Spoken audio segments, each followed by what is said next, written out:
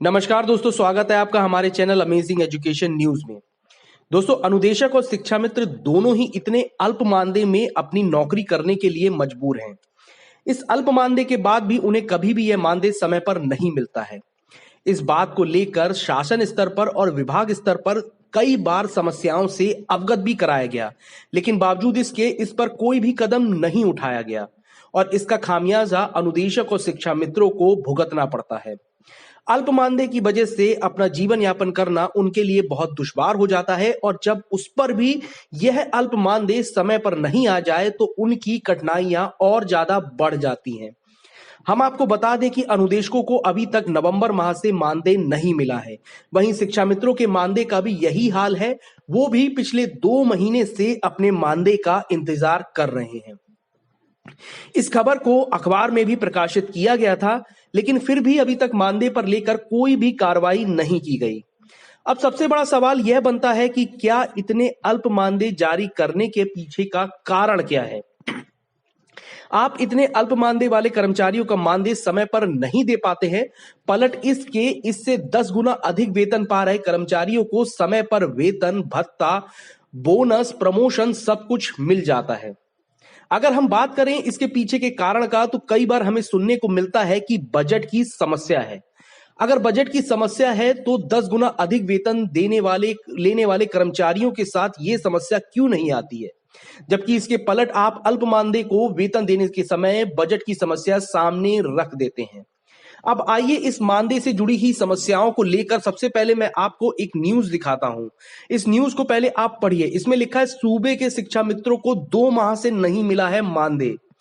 प्रदेश के प्राथमिक विद्यालयों में कार्यरत लगभग 1.5 लाख शिक्षा मित्रों को नवंबर व दिसंबर का मानदेय अभी तक नहीं मिला है, जिसके चलते कोरोना काल में वे अपने परिवार का भरण पोषण भी नहीं कर पा रहे हैं। शासन की ओर से अभी तक पिछले 2 माह का मानदेय भुगतान का बजट जिलों को नहीं भेजा गया है। उत्तर प्रदेश दूरस्थ बीटीसी शिक्षक संघ के प्रदेश अध्यक्ष अनिल यादव ने कहा है कि समायोजन निरस्त होने के बाद से शिक्षा मित्र वैसे ही अवसादग्रस्त हैं। अब 2 माह से मानदेय न मिलने से आर्थिक रूप से संकट से जूझ रहे हैं। यानी कि आप इस समस्या को सोच कर देखिए। यह खबर शिक्षा मित्रों की थी, लेकिन यही हाल बिल्कुल अनुदेशकों का भी है। उन्हें भी नवंबर माह से मानदेय नहीं मिला है। उनके लिए भी जीवन यापन करना एक कठिन समस्या बन चुका है। सरकार के द्वारा बार बार ऐसी नीतियां बनाई जाती हैं जिससे संविदा कर्मचारियों को समय से वेतन मिल सके। अब इसी नीतियों को आगे बढ़ाते हुए एक आदेश को और जारी किया गया है।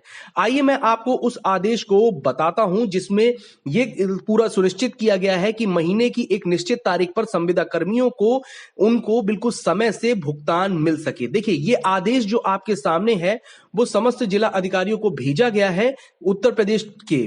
ठीक है, इसमें लिखा है, समग्र शिक्षा सर्व शिक्षा अभियान के अंतर्गत जनपद में कार्यरत संविदा कर्मी ऑब्लिक सेवा प्रदाता कर्मियों को ससमय मानदेय भुगतान किए जाने के संबंध में, यानी कि इसके विषय में बिल्कुल साफ साफ कह रखा है कि संविदा कर्मियों को ससमय मानदेय भुगतान के संबंध में यह आदेश को जारी किया गया है। उपयुक्त विषय संदर्भ में अवगत कराना है कि जनपद स्तर पर सर्व शिक्षा अभियान के अंतर्गत होने वाले समस्त प्रकार के भुगतान अब पीएफएमएस प्रणाली के माध्यम से किए जाने के निर्देश प्रदान किए जा चुके हैं, जिससे शिक्षा मित्र एवं अनुदेश को कस्तूरबा गांधी आवासीय बालिका विद्यालयों के कर्मियों, रसोइयों, टीचर्स एवं सेवा प्राप्त फॉर्म द्वारा कार्यरत कर्मियों तथा अन्य का मानदेय सुगमता पूर्वक एवं निर्धारित समयागत हो सके, इस हेतु निम्नवत समय सारणी निर्धारित की जाती है। देखिए, इसमें पूरा दिया गया है कि मानदेय का भुगतान पीएफएमएस प्रणाली के द्वारा किया जाएगा।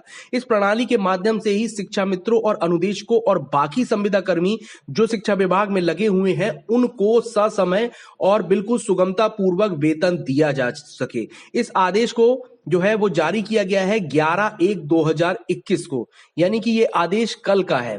ठीक है, अब इसमें हम समय सारणी को भी देख लेते हैं और ऊपर हेडिंग दे रखी है, शिक्षा मित्र ऑब्लिक हेतु अनुदेशक हेतु समय सारणी विवरण। खंड शिक्षा अधिकारी द्वारा प्रधान अध्यापक से उपस्थिति प्राप्त करके मानदेय बिल गूगल शीट तैयार करना, ये काम 1 तारीख से 3 तारीख तक पूरा हो जाना चाहिए। उसके बाद खंड शिक्षा अधिकारी द्वारा मानदेय बिल हस्ताक्षरित कर जिला परियोजना कार्यालय को उपलब्ध कराना। इसकी डेट दे रखी है 4 तारीख से लेके 5 तारीख तक, यानी कि ये जो डेट दे रखी है ये हर महीने की डेट है। उसके बाद जिला समन्वयक द्वारा खंड शिक्षा अधिकारी से प्राप्त मानदेय बिल को संकलित करते हुए बिल का परीक्षण कर भुगतान हेतु नोट शीट तैयार कर सहायक वित्त एवं लेखा अधिकारी / जिला बेसिक शिक्षा अधिकारी के सम्मुख प्रस्तुत करना। ये आपको हर महीने की 6 तारीख को करना है। उसके बाद सहायक वित्त एवं लेखा अधिकारी द्वारा प्रस्तुत मानदेय बिल को PFMS पोर्टल पर लोड कर प्रिंट पेमेंट एडवाइजमेंट जनरेट कर बैंक से हस्तांतरण हेतु प्रेषित करना। ये माह की 7 तारीख से लेकर 10 तारीख तक करने की बात कही गई है। इसके बाद इसी तरीके के रिसोर्स और इंटरनेट टीचर्स के बारे में भी समय सारणी पूरी दे रखी है और उनके में थोड़ी सी तकदीर करते हुए ये काम 4 से 5 तारीख तक खत्म कर देना है। हम बात करते हैं शिक्षा मित्र अनुदेशक की, यानी कि माह की 1 तारीख से लेकर 3 तारीख तक सबसे पहले पूरी उपस्थिति को भेजा जाएगा। मानदेय बिल और गूगल शीट को तैयार किया जाएगा। 4 से 5 तारीख के बीच में खंड शिक्षा अधिकारी द्वारा यह मानदेय बिल हस्ताक्षरित करके जिला परियोजना कार्यालय को उपलब्ध कराया जाएगा।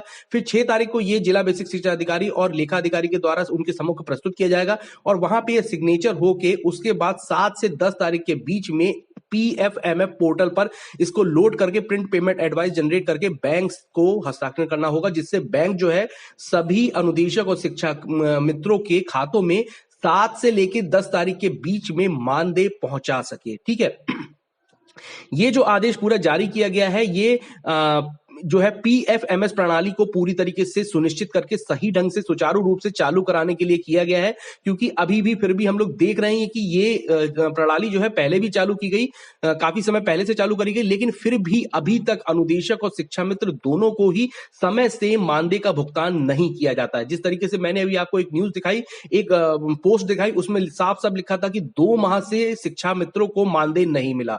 आप यहां पर सोच के देखिए, अनुदेशक हो गए, शिक्षा मित्र हो गए, 7,000 रुपए 10,000 रुपए में अपनी नौकरी को कर रहे हैं, उसके बावजूद भी आप उन्हें 2-2 3-3 महीने तक, कभी कभी तो इतनी हद पार हो जाती है कि 5-5 6-6 महीने तक उनको मानदेय नहीं मिलता है। तो ऐसे में एक अधिकारी को, सरकार को यह सोचकर देखना चाहिए कि इतने अल्प मानदेय में जो कर्मचारी कार्य कर रहा है, अपने घर से अपने विद्यालय तक जाता है, उसके छोटे बच्चे हैं, उसका पूरा परिवार है, बीवी है, बच्चे हैं, सभी लोगों का पालन पोषण करना है, घर में माँ बाप का पालन पोषण करना है, सबको हर एक चीज मुहैया करानी है, बच्चों को अच्छी पढ़ाई देनी है। वो ये सब कार्य इतने कम मानदेय में एक तो कर भी रहे हैं, ऊपर से आप उनको 2-2 3-3 4-4 महीने तक मानदेय भी नहीं देते हैं।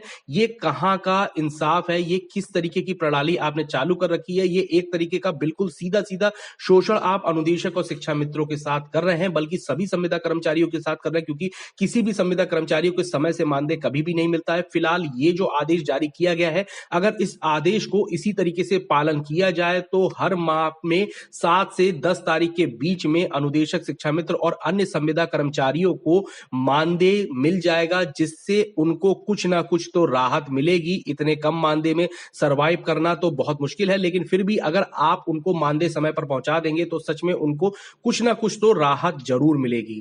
इससे जुड़ी और भी जो अपडेट निकल के आती है वो लगातार मैं अपने चैनल पे आपको दिखाता रहूंगा, इसलिए आप चैनल को सब्सक्राइब करके बेल आइकन जरूर दबा दें और इस वीडियो को भी लाइक शेयर कर दें, ताकि ये वीडियो सभी तक पहुंचे और अनुदेशक, शिक्षा मित्रों की समस्याओं से हर कोई अवगत हो सके। धन्यवाद।